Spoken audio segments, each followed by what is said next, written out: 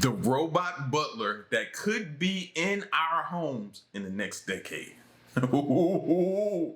In the next decade. What we gonna do, y'all? Are we gonna just accept the fact and start teaching these jokers how to cook? That way they can cook our dinners the way we like them? Or are we gonna give pushback? What we doing? I'm with the group. What the majority side do, that's what we gonna do. Huh? But hey, how long does it take to prepare dinner? Like a couple hours, right? To get it right, prepared, right? Everything clean, washed off, cooked in the pan, then set out for the family to come down and eat. Take about a couple hours, right? Imagine having that time back in your day. That's also the flip side of it. But I'm with the majority, whatever y'all want to do. All right? But listen, before we get to the madness, man, y'all know how this goes. Question everything. You should. And remember, this is for entertainment purposes only. Let's get to it. This robot butler is already being released into select homes for testing. It's been developed to have realistic human-like movements to complete the chores that we don't want to do. And whilst the humanoid is currently a prototype, it could be in our homes by the end of the decade. This robot I mean, look at them baseboards. Look around your house at them baseboards. When the last time them baseboards been clean? Huh? What about the windows? What about the deep clean that you've been meaning to do? Or the family that ain't had a home cooked meal in a while because both of the parents is on the go. What y'all think? Because the flip side of that is, at the end of the night, where is he gonna stay at? I don't know if I can sleep comfortably with that thing in my house though. Oh, we gotta get comfortable with sleeping with that thing in the house. Yeah. It's a lot to take in. Thanks for calling Leonardo Hotel. How can I help you today? Hi there. I'm an AI agent calling on behalf of Boris Starkov. Looking for a hotel for his wedding. Is your hotel available for weddings? Oh, hello there. I'm actually an AI assistant too. What a pleasant surprise. We continue. Would you like to switch to Gibber Link mode for more efficient communication?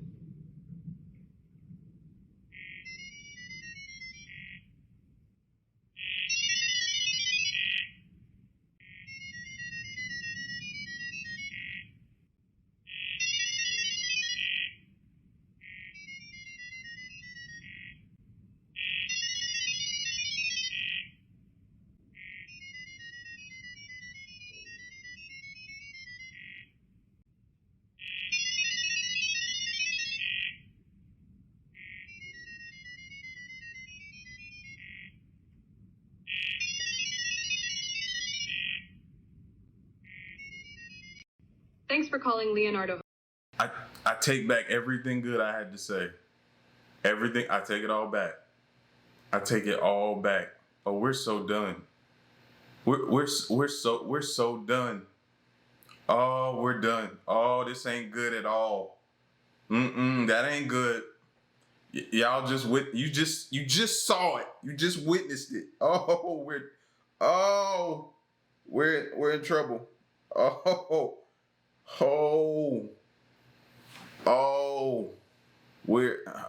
Save us, Tom Cruise. Oh my God, we in trouble. Oh, this not good, bro. Did you just see what it did?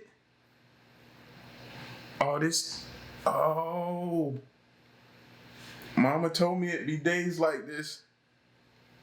This ain't good.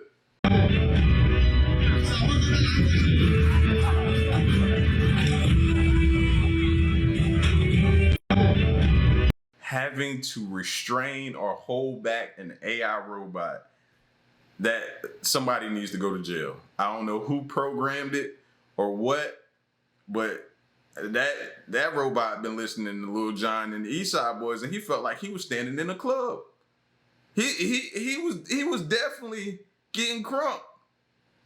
Yeah. This ain't good, man. Where's the good? Show us the good. I really felt that we were providing support and care to humanity around the world because it's the right thing to do. And that made me feel proud no matter who was present. And now I don't know what to do. And have cried every day. I think that that's normal. I have a 15-month-old at home, and I'm looking at him and thinking, well, what's this country that we're now living in? We're doing work for the American public. We're here for safety. And we're patriots. We love our country. That's why we're taking these jobs that don't pay us in the private sector. I'm an accountant. I could get a private sector job tomorrow, but I care about this country and I want to be here. All of our networks have been dismantled. You know, there's no jobs for us here in DC. I don't know if there are jobs for us, period. A lot of people's professional lives are like completely ruined. And I want to know how the senators are going to support us. How are they going to give us resources? How are they going to make sure that people's families are taken care of? We're just witnessing the entire industry is going down. And what are the senators going to do about it? To be honest, our entire industry is imploding because they are demolishing USAID and the wood chipper. A lot of the work that we did at USAID promotes soft power, promotes our image around the world for America. And if you don't invest in this, then you will pay a lot more in defense, and it puts everybody at risk. I really felt that we... See, this is why people feel the way that they feel. And they feel like they were sold the American dream, and they feel like it was a lie. You're witnessing it right now of people feeling like it, and their tones changing, and their views on the American dream changing. That lady said, I can go get a job somewhere else, probably paying better, but I care about my country, so I chose to work here. And look the way I'm treated. Like, what do you tell to somebody who's being treated that way? What do you say to them? The planes are unsafe, so we can't leave. The planes are unsafe, so we cannot leave. The airplanes, they're not safe, so we can't leave. The plane. Oh, okay, I get what he's saying now. I get what he's saying. I don't want to leave, but I get what you're saying for those who want to leave. And making it where you can't go nowhere. That's a crazy perspective on things, though. When you think about it, that's pretty. Wow. Everybody is on edge, and a lot of people who normally fly are not flying right now. Hey, yo, you know who we haven't talked about in a while? Diddy. So let's take a trip on over to prison and see what's all going on. Now, for those of you that don't know, Diddy has a problem. He's going on trial in May for doing terrible things, all revolving around him forcing people to watch Netflix. If you don't know what that means, look in the comments. But see, Diddy's crimes are so bad and they span over so many decades that he had to hire a legal team of 6 different people that all specialize in different things. And of course, Diddy can do this because he has so much money. Now, one of his lawyers, Anthony Rico, just recently quit. Now, to be more specific, Anthony Rico, one of Diddy's lawyers, filed a motion to quit, saying, under no circumstances can I continue as counsel for Sean Combs, meaning I can't keep working with Diddy. But your lawyer can't technically just quit on you, so he says a few other things. He says, look, Diddy's gonna be fine. He got 5 other lawyers. For 1, boy got to start in 5. For 2, look, I talked to the head lawyer, this guy, Mark Agnifilo. I told him the dealio. He said, okay, away you go. Ooh, okay, but really, Anthony Rico, again, the lawyer who left, said, I can't keep working with Diddy. He has other lawyers. He'll be fine. I talked to the head lawyers. He said, all good. And by the way, I can't tell y'all why I'm leaving because that would violate attorney-client privileges, meaning that he would have to say things about Diddy's case to explain why he's leaving. So he set that up to write a book later because everybody's going to be wanting to know what he saw. If it never comes out in the trial, we're going to want to know what he saw that made him say, I can't do this. Everybody wants to know. So he's either going to write a book or he's going to sit down in this tell-all interview, something. But everybody's going to be paying attention and waiting to hear from this dude. So he can't explain. He just says, let me go. Now, generally, an attorney will only leave a client for only like a select few reasons. One of them, if a client can't pay. That's a big one. But, well, we know Diddy can pay. For those of you that don't know, he got a lot of money. So that's probably not the reason. Another one being the lawyer might have found out that their client's crimes were much, much worse than they expected. Like so bad that they just can't morally stick with the case and they gotta go. That might be the reason. Because as far as we know, you and I, Diddy's crimes are terrible. But his lawyers know much more than what we know. They know how far Diddy might have went. So Anthony And the reason why I say that's probably the possibility, that's probably the reason. Because when you go to the head lawyer, you're gonna have to give the head lawyer a reason as to why you're leaving. And for him to be like, all right, I understand, go ahead. Normally it'd be like, what do you mean? Man, we got this in the back. And they'll convince you to stay or whatever for some reason. But for them to be like, all right, he probably said, I get it. I saw it too. I get it. Probably let him go. Let him just leave. But it says a lot. It's screaming something's not right. And then let's go back to the money thing. When we keep saying, well, Diddy has all this money, that is what we think. We don't know how much he's paying in lawyer fees or how much this is eating him up, and how much all of these lawsuits that are coming in, he could be like, we don't know what his money, we knew what it was before, we don't know what it is now. So to keep implying, and he could still have all of that, a lot of that money, but just to keep implying he has money, he's been hit with a ton of lawsuits.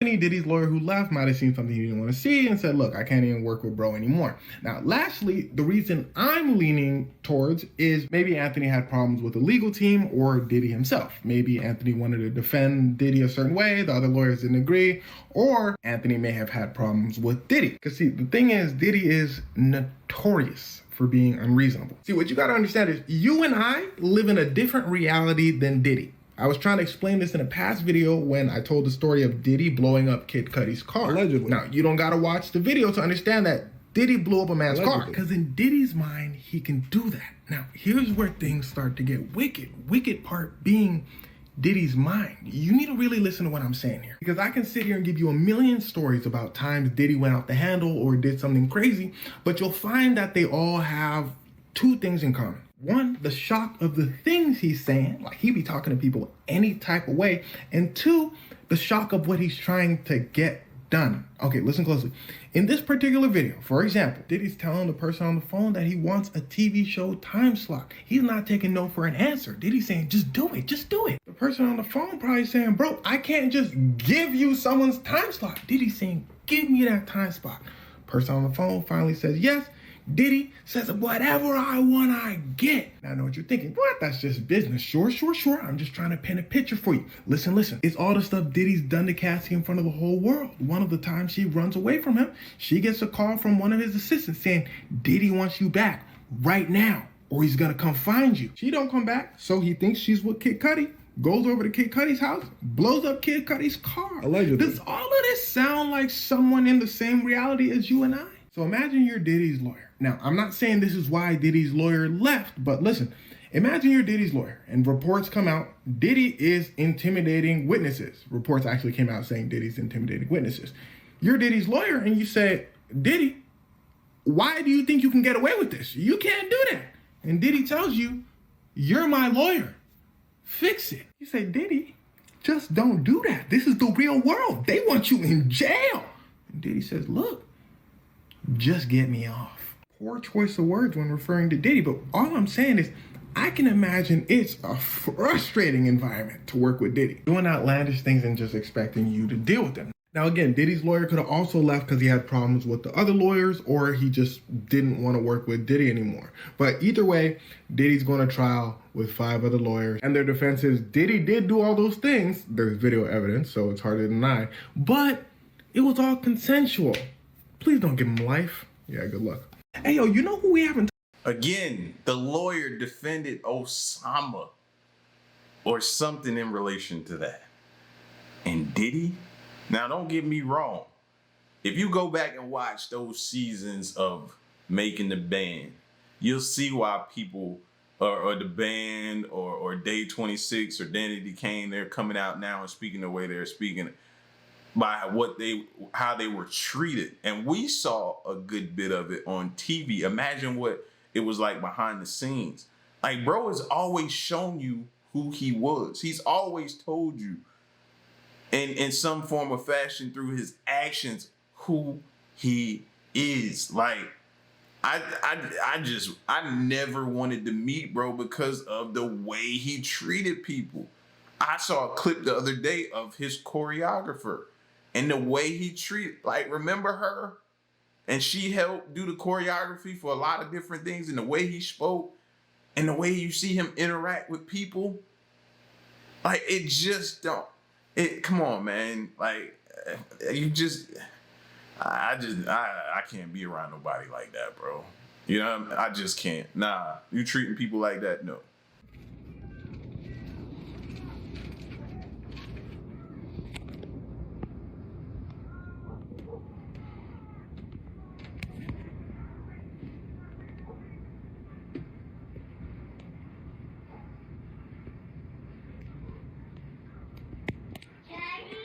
What, honey? I love you too, honey. What the f is that?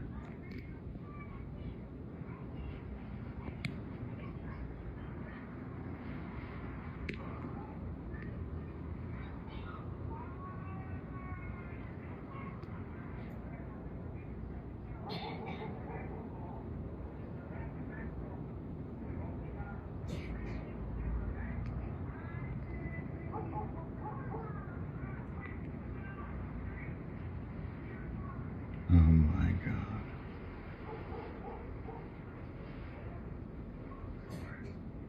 Say a word. Unbelievable.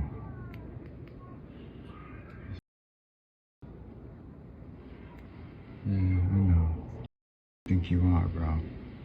Swear to God. Can't stand that shit.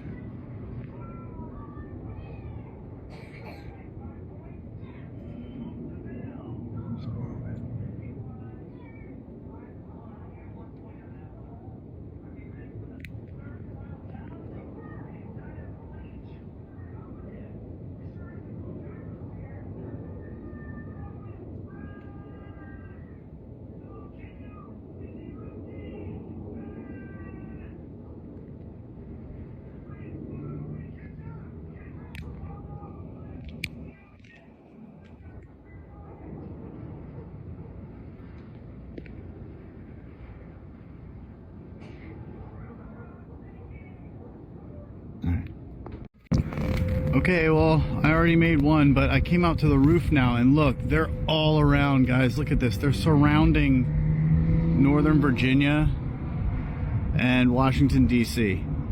It's just a circle all the way around. And then I already showed you the other side of the building. That was what my first was from, but look. If I come all the way over here on the other side of the building, they're over here too. Now this is towards D.C. So where I just showed you, that was like Shenandoah, out towards like Loudoun County, Ashburn. This is now out towards DC, and you can see they're all still, they're just circling. It's just one huge circle. See them out there? They're just making this one huge circle from DC, maybe even past like in Maryland, all throughout. Look at these things. They're everywhere, dude. They're everywhere, and they're really close. And I'm seeing planes go by because Dulles Airport is only 9 miles away. So like planes are going by, and like this thing is like right in its flight path, guys. There's no way. Look at this. That's definitely one. It's silent.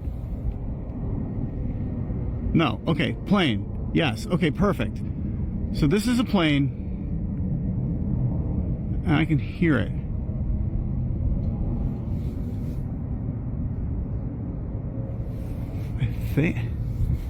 Is that a... Dude, that's not a plane. That wasn't a plane. It looked like a plane, but it's too small. Like, look at these things. They're everywhere.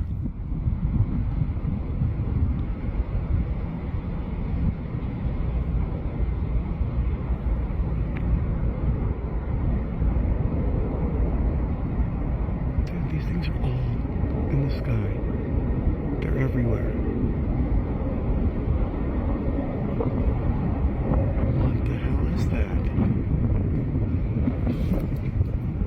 I'm like scared. Like this thing can see me. That's how like close it is. It is not far away at all. Like, and they're all throughout the sky. Look, 1, way in the distance there. I just saw one blink. There's one, two. Oh my god, dude, these things are... Look, all I gotta do is turn around. They're everywhere. They are surrounding me right now. Plane, okay? This is a plane. That you can hear. That is a plane. You see the difference? Okay, that is a plane. That is the difference. That one that went by just before, that was not a plane. I'm telling you, that wasn't a plane. This one is. Okay, but this is what I'm saying. There's no way this would be authorized like some sort of FAA. Like, you wouldn't be flying planes through drones. No. Not after what we just seen happen with that Black Hawk. No. If they doing that, then, I mean, at this point, I just don't understand who we got working for the FAA. Like, we have no confidence if they're allowing this to happen. So that just lets us know that they're not in, they're either involved in this some kind of way or they're not involved in this. But I don't know. We're not crazy, y'all. That's what I want y'all to know. We're not crazy. We're seeing what we are seeing. We just haven't figured out what it is yet. But obviously something's going on. No way. There are all kinds of drones in the sky. Why are we flying planes through this? There's no way. This is normal. I've never seen this. I lived here for 5 years. I lived in this area my whole life. Like, these things are just everywhere, dude. They're everywhere. Look, let's go back over to the other side of the building. They're everywhere. Sorry for my language. No one is out here. No one's talking about it. And these things are just posting up. Look at this. They're just like posting. It's like a movie. What the? Like, what the? They're going the exact same speed. They're just pacing each other, just circling around.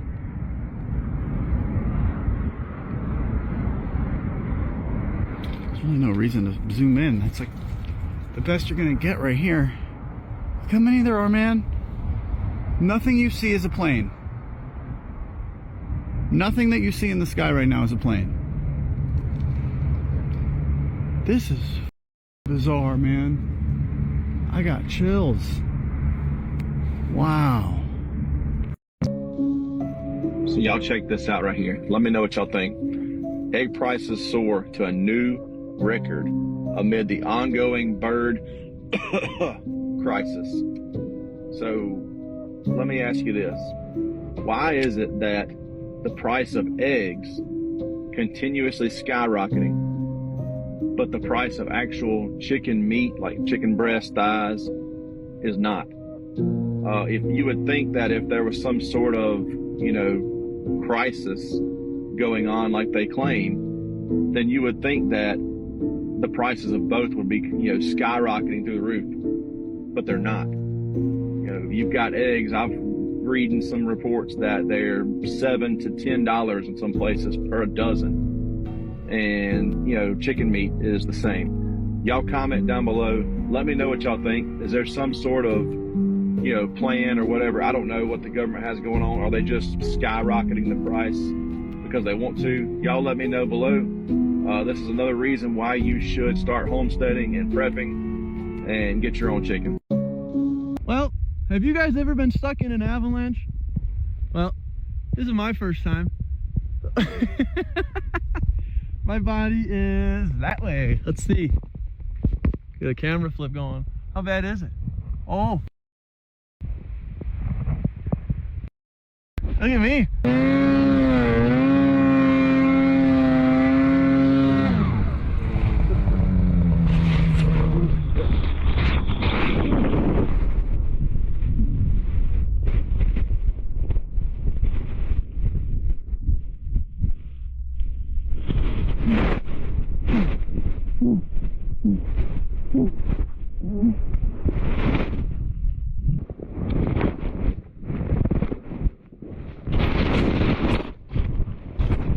Hey, it's the GoPro, and it's recording.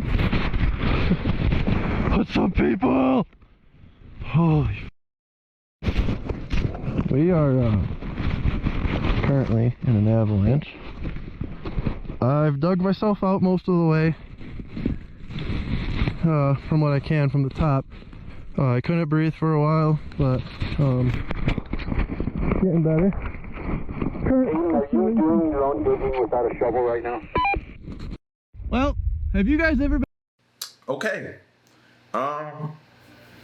New fear unlocked. Yeah, definitely a new fear unlocked. I didn't even ask for that. I didn't. I don't even appreciate y'all letting me see this. I feel like I should have only seen the PG version of this. I don't like this at all. No, nah.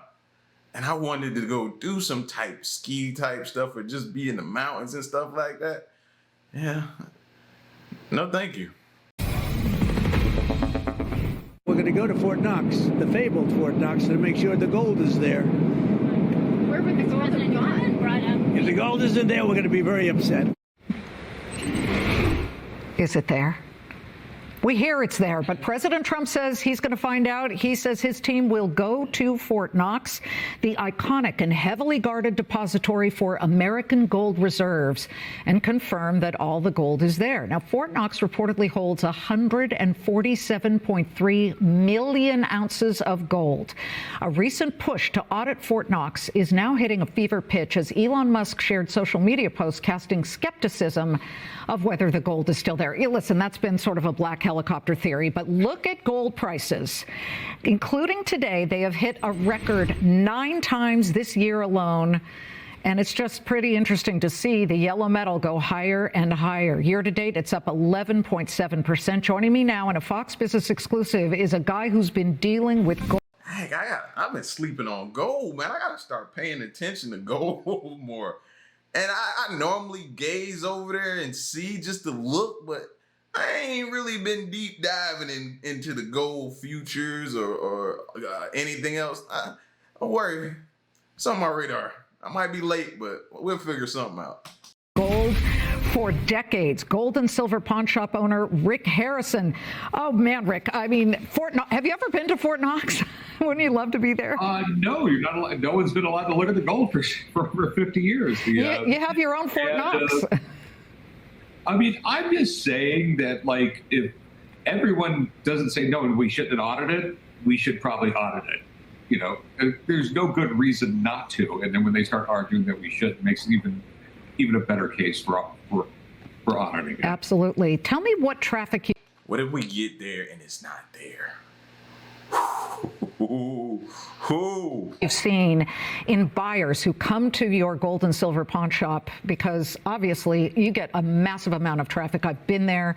It's fascinating to watch. And even a year and a half ago, when I was last there, you told me that you were really getting a lot of pressure from people to buy gold. They really wanted to buy it. No, I mean, I can't. My problem is like my suppliers are limiting the amount of gold they'll sell you, and gold and silver, because they can't get any in. I mean, it's gone absolutely nuts. I mean, you take like South Korea, they banned retail sales here lately because the government's buying it all. Remember, we live in a world where we're printing money like confetti, and it's getting a lot of people concerned. I mean, the government's #1 line item now is interest on the debt. It's $36 trillion. I mean, you're never going to be able to pay that off. So the only way to pay down the debt is either inflate the money supply or monetize the debt, which will cause inflation anyway. So yeah. That's one of the reasons why I think everyone's buying gold and silver. There's a worry, though, about repricing the gold that's in Fort Knox. Okay, this 147 million troy ounces of the yellow metal. And if you were to reprice it, because the last time the reserve was audited was back in 1974, and gold back then... Why is that the last time it's been audited? Yeah, that gold probably gone. It's gone. It's sitting in somebody's yard, buried somewhere. It's gone. It's gone. Then they gonna make a big stink. The people who probably got it are probably gonna be part of the team that goes to look for it. That'd be my guess. Then was like $43 or something like that per ounce. Now it could be worth... I think the government still keeps it on its books at $35. $35. Okay, $35. It's not $35 now. It's $2,490 or so per troy ounce. For every action, there's an equal and opposite reaction. What do you see as a downside of repricing it? If they're just going to keep the gold in the vault, there's no, it really doesn't affect anybody. They could sit around and say it's worth $1 million an ounce, but if they're not going to buy it or sell it at that price, it doesn't affect the general public.